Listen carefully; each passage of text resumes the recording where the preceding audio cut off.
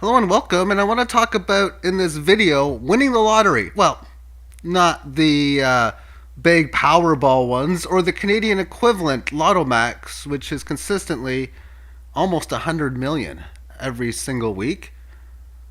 I'll be talking about sports and a game which I've been tracking and playing and losing for several real years with low risk, high reward, and a high percentage of losing every single time. As you've probably heard if you're into sports betting, that parlays are losing bets. But if you go deep in the mathematics, if you can get a payout of, say, somewhere in the area of 50,000 in one for something that's going to happen every 10 or 20,000 or 30,000 times, you're going to get profitable payouts, and that's what I'm going to be talking about in this video. The game is called Pools, and it's available in Ontario, Canada. They have 4 different types of playing. Pro line, very rarely can you find anything even close to being even value, EV. Point spread, you know what, it's okay, and there's ways around it where you can possibly get small profits, 4-5% edges here and there, and I do that now and again, and I've talked about that before, but not here in props. I got theories where you can combine one side to another, but the odds are so bad, I don't think it's really bad. I think it's probably as bad as the pro line is. But within the pools, how this works is, in a game like this, I'll click on hockey for tonight. You bet on every single game who's going to win. And whoever does the best wins. And technically speaking, whoever gets them all right basically will win. And all people, you'll share with a few other people the exact combination and you get the payout. Of course, like all the other lottery games, it's very heavily juiced. But in a game like this, you are picking against other people. So how would I pick tonight's game? We got Florida versus Buffalo. I'm going to go with the Buffalo Sabres. It'd be about a 100% chance I would play the Sabres. I don't know if I'm playing tonight. It'd be a 100% chance. They're a better team. They're at home. And they're a better team. Now we got Toronto against New Jersey. Toronto is the better team. And I'm going to go with New Jersey. You got to play underdogs in this. And you got to go, not major underdogs, but enough. The biggest one is going against the consensus. And Toronto Maple Leaf fans are crazy. There's Ottawa and Ontario too, but the ratio of Leaf fans to Ottawa is larger. So I like to go against the Toronto Maple Leafs in hockey, the Toronto Raptors in basketball, the Toronto Blue Jays in baseball, but I don't like to play baseball much. Unfortunately, that's the only game in town in the summer. And for football, there's no Toronto team but the Buffalo Bills. They're okay size fan. I mean, Buffalo, Pittsburgh, New England, they're the teams everyone likes to bet on. Now New Orleans as well. So I like to pick New Jersey here. It seems though, whenever I play and I pick against Toronto, they win. And when I don't, they lose. I didn't play last Saturday and Toronto lost. Okay. I can't say that because I did take Tampa Bay to beat Toronto and I lost my ticket. All the way, that is. But anyway.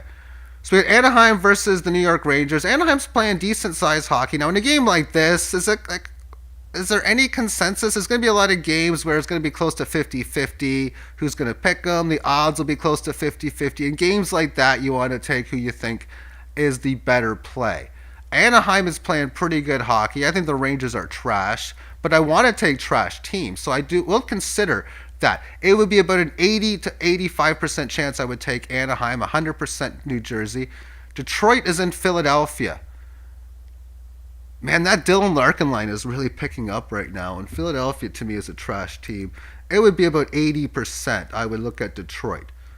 Now, the one thing I could do is go to places like covers.com and see where the consensus is, but that is consensus on the spread or money line and amongst all of the world, but mainly United States. And in hockey, combination of evenly through Canada and the United States.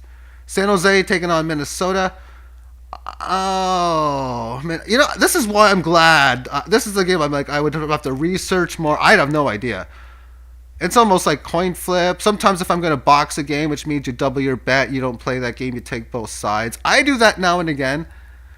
I would have no idea who I would take here. Nashville's in Chicago.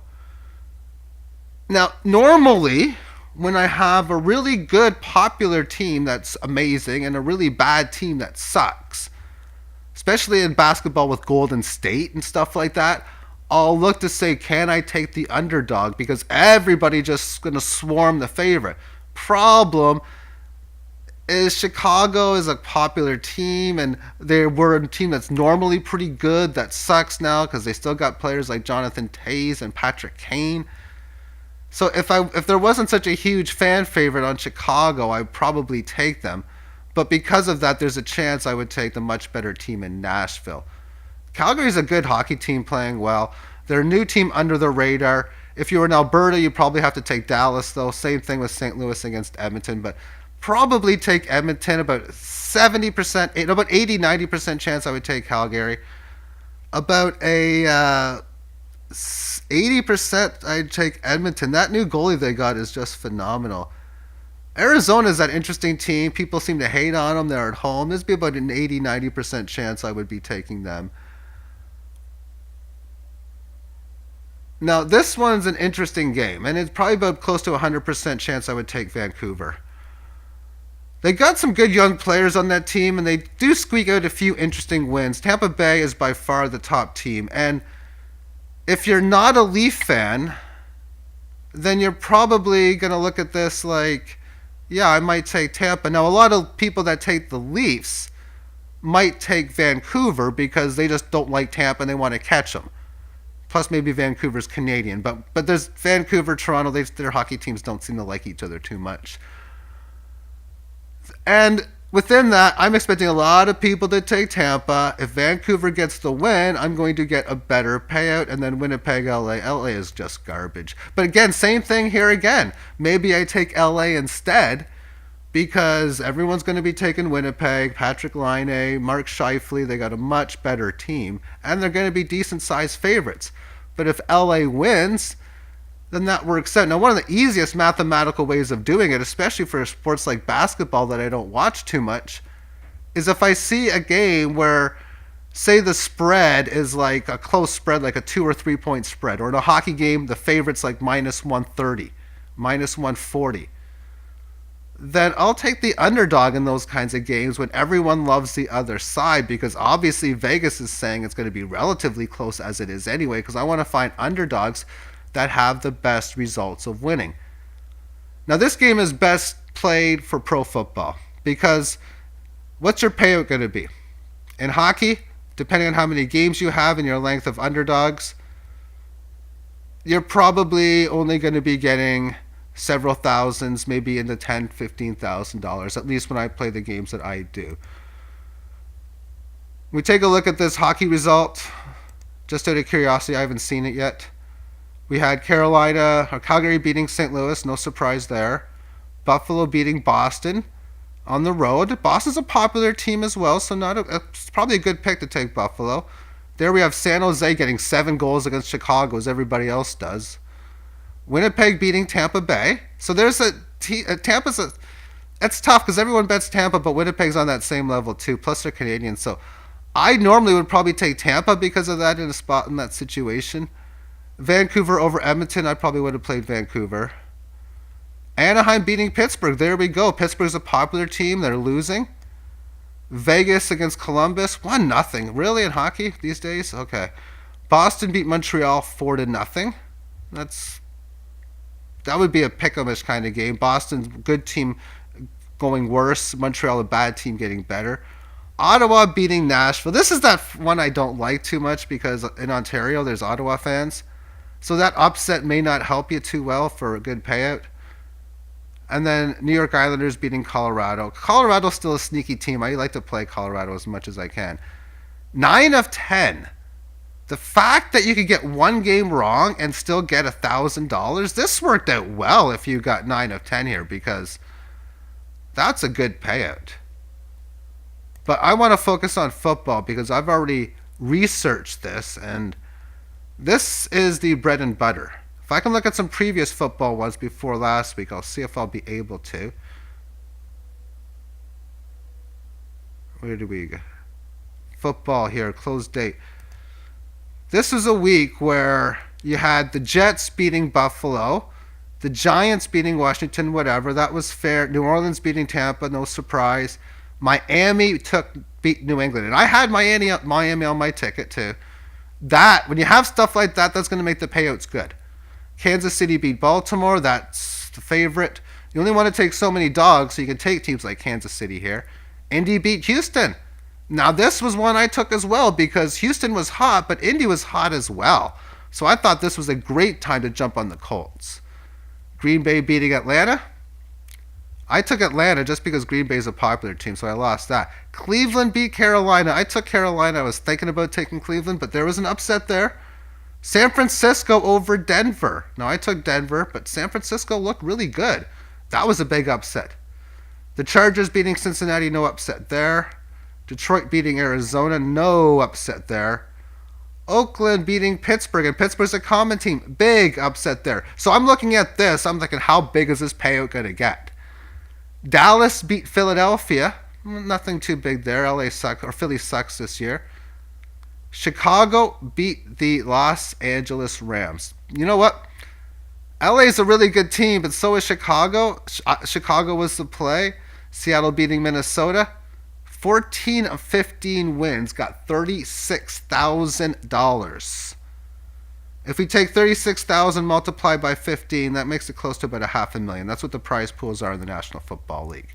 So that's what you can win pretty much if you can get a ticket that only you can create. The combination of the games.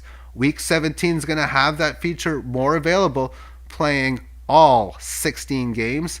Next week it'll be 14 games. This week was 15. And I've seen $900,000 go once when a 17 or 15 point favorite lost outright. But last week's results, let's take a look at them. There were 13 games played. I got 8 of the 13 correct. Sometimes I buy multiple tickets. This week I just bought one. I took Chicago to beat Green Bay. Green Bay is a little bit of a team people like to play, a consensus pick, a team I like to go against almost any time I can. And Chicago is a team that's been pretty bad lately, that's on the rise. So that was a no-brainer play. I took Detroit to beat Buffalo. That's one of my 5 losses. Again, because this is the Buffalo area. Buffalo was a small favorite. It was a no-brainer play. Moving on to Baltimore and Tampa Bay. And I don't know why it's not scrolling. There we go. Baltimore, Tampa Bay. Baltimore wins 20-12. I took the Baltimore Ravens. They, to me, seem like the better play. Arizona took on Atlanta. And you can take Arizona as a big underdog, and if you take it, it wins. But you don't take every underdog. And I didn't want to take Arizona in this spot, and I'm glad I didn't. I took Arizona. I figured on here there'd be a lot more people taking Cincinnati over Oakland, by far. And within such, what I realized was Cincinnati's now really bad with Andy Dalton out of the lineup. Oakland's just a bad team as well. So I took the Oakland Raiders to win that game, and that was one of my losses as well. The New York Football Giants against Tennessee. I took the New York Football Giants in that game. To me, it was an evenly matched kind of game, 17-0. I was saying to one of my friends, 17-0, never figure league. And he's like, yeah, Philadelphia is going to beat Los Angeles tonight. And then after that, I'm like, you know what, they probably will. And that would have been the play. We'll get to that game in a bit. But I took the Giants playing really much better with lately, and Odell Beckham was out, so that might have been some. And I wasn't even aware of that either. I don't spend too much time on it. At least I didn't get. Miami playing Minnesota, and I also bought my ticket on Saturday or Friday? Friday even. I think I bought my ticket Friday as well. Miami played Minnesota. Miami was a big underdog. Minnesota won. I took Minnesota. Washington played against Jacksonville. And to me, these were 2 trash teams. And I still felt it was one of those, okay, there's not going to be major consensus to one side or another. At least Jacksonville will be more than Washington. But an underdog won, so it was good to take them. Indianapolis beat Dallas 23-0, and I was talking again about the shutouts, like 2 shutouts in the same week in today's NFL.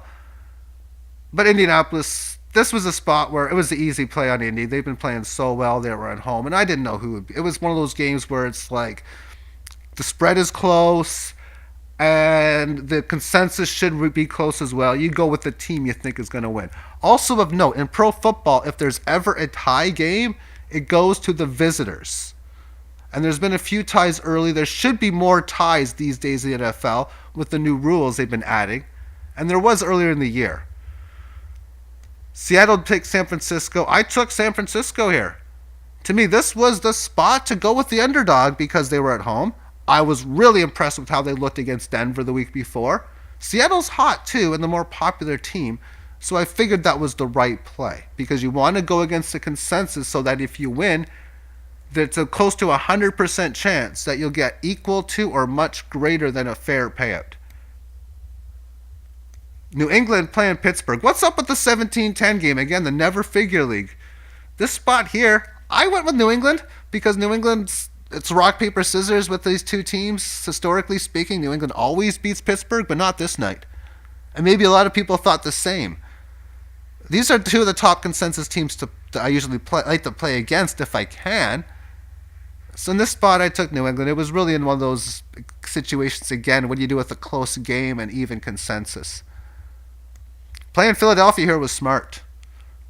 30-23 they win. But again, you're looking for the underdogs that are going to be able to win. And the Monday night game, the final game. New Orleans 12, Carolina 9. Oh my goodness. What an interesting week this was.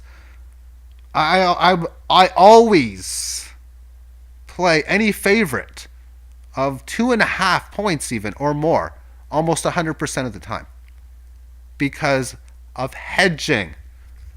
If I can get to the point where it's Monday Night Football and I have every single game correct, then I'm going to want to put a decent size wager on the other side. And when I get decent size favorites, 4, 7, 10 plus favorites, the money line for the underdog is exceptional. So if I were to have been right going into this game, going into the 13th game, I would have put a significant size bet on Carolina on the money line, Carolina plus the points. What would have happened is my money line bet would have lost. I would have won my points bet. And then, of course, I would have won my ticket bet as well. So how much would this have paid? 13 of 13 share the prize pool. 13 people had this exact... 13 of 13 needed to win. So you had to get every single game right. The payout was $255,000, a little more. A little less when you pay for your gas to get to Toronto to... and parking. Parking when you have to cash your ticket in. And then 2 winners. So the prize pool, $500,000. And these 2 people made an amazing ticket because long term, if they won, which they did, they would probably get a good payout. And if you were to play this, well, then it would be $500,000 divided by 3. So now you're still talking about getting over $160,000, close to $170,000. So what would have been a fair payout? What would have Vegas paid you? Now the price, it cost you $5 to play these tickets. So therefore you were getting over 50,000 to 1 odds. Well, what I have here is the list of all the winners, what the money line was for them to win the game, and what the decimal odds are.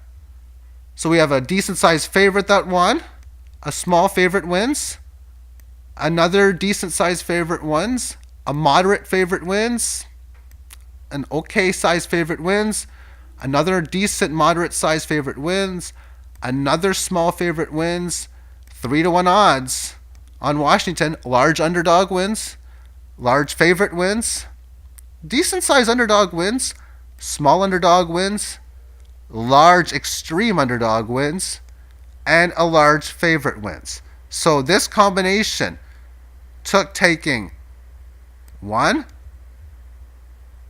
2 large underdogs, 3, a small one, and the rest favorites. So that's what it's really going to come down to. What 2, 3, 4, what big underdogs can you see that are going to come through? Now, if you multiply these numbers collectively together, then what you would get is the payout odds. So if you're at Vegas and you were to say, I want to bet all 13 of these games that were the winner, what would they have paid you? Now, a lot of places may not make parlays this large, but the mathematical point of this is getting better than what the fair value is. So after multiplying it, the odds would be about 5,350 to 1. Which means, if you multiply that by 5, that would be over $25,000. Which meant that these two people got a payout that was 10 times larger than the Vegas one. I don't see too many 10x's. I see a lot of 2 and 3 and 4x's. Mostly in football. I don't really play college football too much. Only the bowl season, which is coming up. I play a little bit of basketball, baseball, and more hockey. But these larger size payouts of decently greater than what they offer are very common. And again, like I showed before, getting one game wrong and still getting a very good payout. Now, if you get to a situation where the vast majority of the favorites win, only a few small underdogs win, but the general consensus or the public plays become victorious, I have seen these payouts be as low as like $280, where Vegas would pay you about $3,000 because everyone who picks the same were right. And I've seen that happen about 2 or 3 times over my about 10 years or so, 12 years, 13 even, that I've been playing this game. So it's a guilty pleasure for me to play it.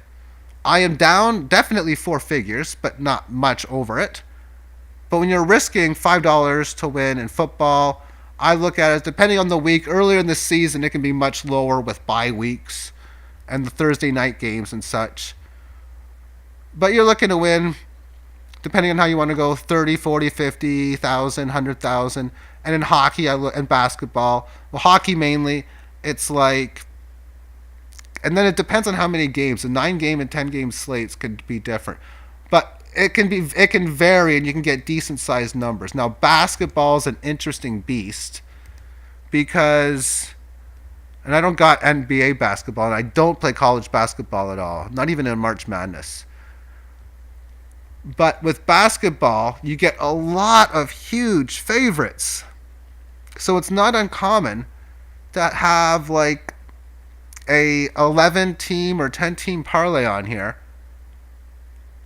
and have it set so that Vegas would only pay you like 250 to 1 or 300 to 1 with your underdog or two that you got in there as well. And then I noticed like $6,000, $7,000, $8,000 payouts when the fair price was like $2,000 over and over. And again, I'll look at a game, a slate of results, and say who won, the consensus or the public, or did they win or not. And when the public wins, better than 9 times out of 10, the payout is really bad. And when the public loses, it's about the same thing. 9 times out of 10, it's at least fair or better. And many times when it's like I showed with the football, it can be much, much higher.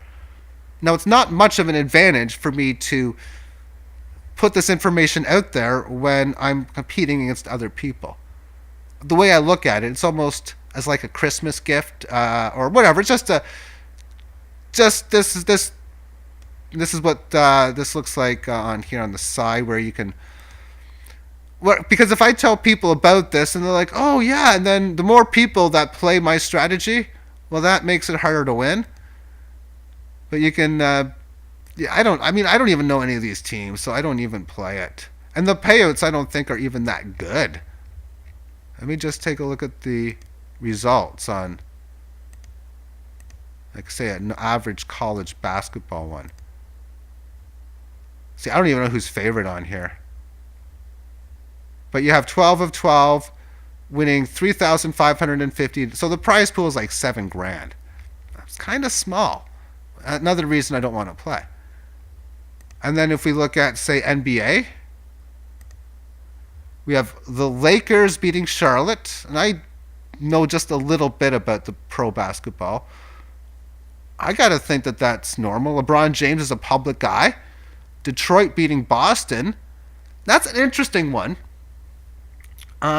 Detroit has the Raptors' former coach. And Boston, they're a better team. But Raptors don't like Boston. And you really want to go against the Raptors here.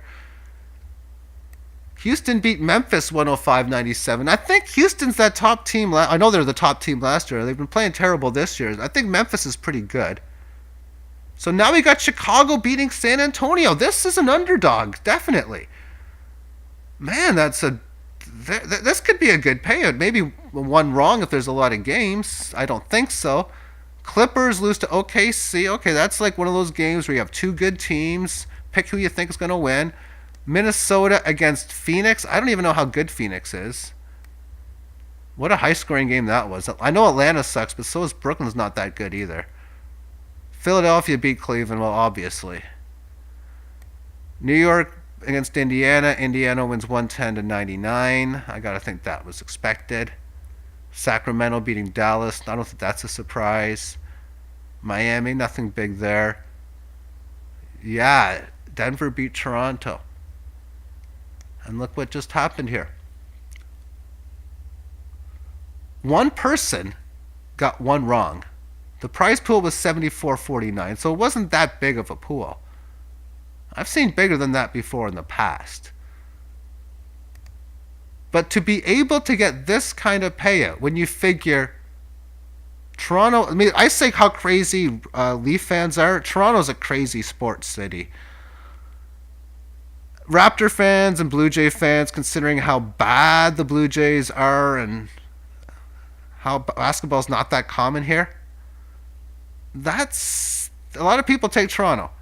And then again, how many people are going to go ahead and take a game like that Chicago one? But it means, say for example, if you were on this side and you were like everybody else, I'm going to take San Antonio. Maybe, like, what game do you think that person got wrong? I would guess it was either San Antonio or Toronto.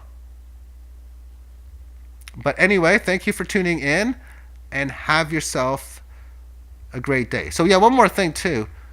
Back before when what I used to do when I would hedge my bet is, and I'm going to go back to the pro football, is I make my $5 bet on my ticket. And then what I would do before 1 o'clock is I would make like a $1 or $2 bet, maybe $1.50, and I make like a 8-9 team parlay, picking some of the games that I'm taking. So if I had this ticket, I look at who do I want to play. Maybe Chicago, probably not. Let's just say you don't want to play Atlanta on the money line. It's just not worth taking. So maybe put in Tennessee on the ticket.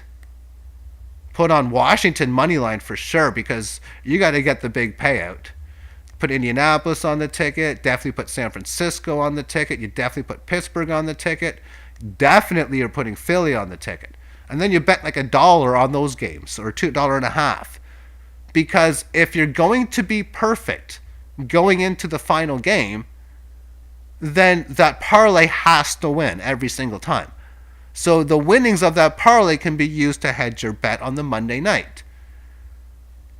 I don't do that anymore because I can come up with enough to make a decent sized bet. And I'd only do a small fraction. If you think you're going to win, like, say, I don't know, 40 grand, then there's really no need to hedge more than like 2,000 to 3,000, I would think. and then you get a decent size win that way. And a lot of times, if you're getting 3-1 odds on $2,000, that's pretty decent as well. So 2 weeks coming up in the NFL: week 16, week 17. And on week 17, like week 16, you're gonna have the Monday night game. Week 17, there's no Monday night game, but there would be a Sunday night game. So the 4 p.m. Eastern time games would end, and then at 7:15, 7:30, you're gonna know if you're set or not, if you got every game right. If you do, then you would have about 40 minutes to make a bet on, of course, the underdog, hopefully, for the final game. That's the hedge that I use when playing these. And in other sports, if hedging becomes available, then I look for it. Like earlier, a few days ago, there was a situation, I think last weekend, 8 games on Friday night for the NHL, and then a 1 o'clock Sunday night or Saturday afternoon game to finish it. So I realized, hey, I can hedge it on Sunday. If I get every NHL game, I can put like a few $100 on the opposite side for the Saturday afternoon game. So if hedging becomes available, but oftentimes you're going to get to spots where, say in basketball, there's going to be 2 late games, and there's going to be like 2 games at 10 o'clock Eastern, and another game at, say, 9 o'clock, that you really can't hedge it that way. Maybe on live game wagering, you might be able to give yourself an opportunity to do so, but that would be the only way. Thank you for tuning in, and have yourself a great day. Bye-bye.